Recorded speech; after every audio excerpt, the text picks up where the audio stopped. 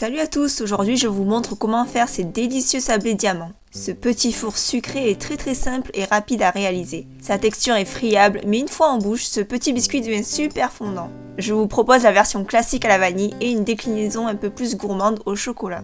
Allez, on est parti pour la recette ? Alors, j'ai commencé par peser tous mes ingrédients à part. Mon beurre est presque pommade, mais il est quand même froid. J'ajoute le sucre glace, ensuite la farine, et la petite pointe de sel qu'on va sentir très légèrement en dégustation. Et puis je sable la préparation avec mes doigts. C'est exactement le même procédé de fabrication qu'une pâte sucrée avec la technique du sablage. On peut aussi utiliser le robot pâtissier avec la feuille. Moi je le fais à la main parce que c'est une petite quantité et que c'est rapide à faire. Alors là j'ai tout versé sur mon plan de travail pour que ce soit plus facile à mélanger. J'ai creusé un trou au milieu et je verse les 20 g d'œufs avec l'arôme vanille. C'est vraiment une toute petite quantité, mais ça va quand même servir de liant à la pâte. Je malaxe bien pour bien écraser le beurre et agglomérer tous les ingrédients ensemble.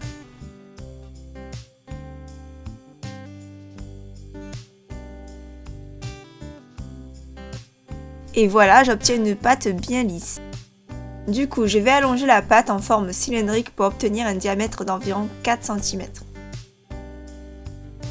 Le but, c'est d'avoir un cylindre de pâte bien serré et non avec un creux au milieu.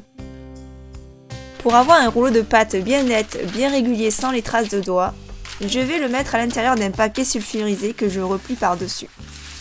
Et avec une règle que je pose contre le rondin de pâte, je pousse celle-ci pour serrer et bien reformer le boudin, tout en stabilisant le papier cuisson. Voilà, c'est un peu plus régulier. Je filme et je mets la pâte au frigo pendant 1 heure au minimum. Passons maintenant au sablé diamant au chocolat. La recette est exactement la même, j'ai juste retiré 20 g de farine que j'ai remplacé par de la poudre de cacao. Ce qui est bien avec ce biscuit, c'est qu'il est déclinable dans tous les parfums que vous souhaitez. Et en ce qui concerne la fabrication de la recette, il y a des pâtissiers qui le font par crémage, c'est-à-dire en commençant avec un beurre pommade qu'ils font blanchir avec le sucre glace avant d'ajouter les œufs et la farine. Moi je préfère faire la méthode par sablage tout simplement par facilité, comme ça je n'ai pas besoin de travailler le beurre en pommade, c'est vraiment comme vous voulez. Alors là, j'ai ajouté ma petite touche de gourmandise en plus avec 40 g de pépites de chocolat. Je finis par les 20 g d'œufs et puis comme pour celui à la vanille, je malaxe bien pour former une pâte.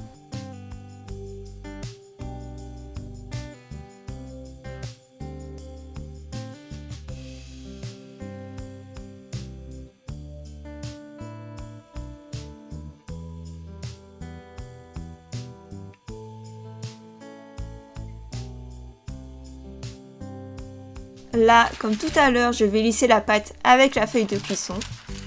Alors vous avez aussi une autre technique pour avoir un cylindre régulier, c'est d'utiliser une plaque. Le principe c'est de vous servir de la plaque pour allonger la pâte au lieu de vos mains. Ça évitera toutes les traces de doigts. Ça m'a l'air encore un peu épais, je vais l'allonger un petit peu. Je vous montre le diamètre du cylindre de pâte. Je ne sais pas si vous arrivez à voir, ça fait environ 3,8 cm. Je filme et stocke également au frais pendant 1 heure. Ensuite, une fois que ma pâte a bien pris le froid et a bien figé, je viens dorer toute la surface avec de la dorure.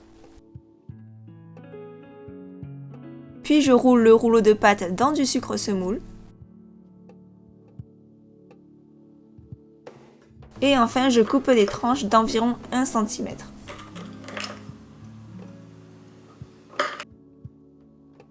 Voilà à quoi ça ressemble. Les diamants sont prêts à être enfournés.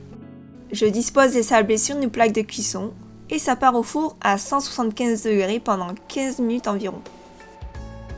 Ensuite, pour celui à la vanille, je rajoute quelques pincées de cannelle avec le sucre. C'est juste pour avoir un petit goût épicé en plus. Ce n'est pas du tout obligatoire d'en mettre.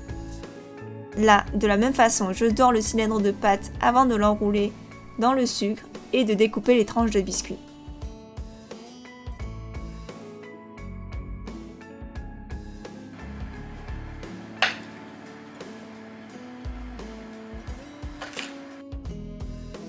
Vu comme ça ressemble un petit peu à des rondelles de banane, vous ne trouvez pas ? Allez, je les place sur la plaque de cuisson et ça part également au four.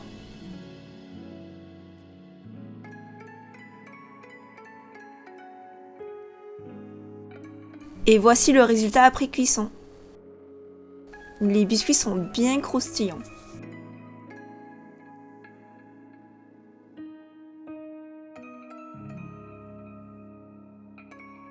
Regardez-moi un peu ce petit diamant. Le sucre autour fait que le biscuit scintille comme un bijou. Ne les cuisez pas trop longtemps, il faut que l'intérieur du biscuit reste assez blanc et doré autour. Pour la conservation, je les mets dans une boîte en fer pour qu'ils gardent au maximum leur croustillant. Mais en général, ils n'ont pas le temps de ramollir car ils disparaissent très vite. Ce sont des biscuits sablés parfaits pour toutes les occasions, surtout en guise de cadeau pour les fêtes. Mais on peut aussi les manger simplement à l'heure du goûter. Merci d'avoir regardé la vidéo jusqu'au bout, j'espère qu'elle vous a plu. Likez et abonnez-vous pour les prochaines gourmandises à venir.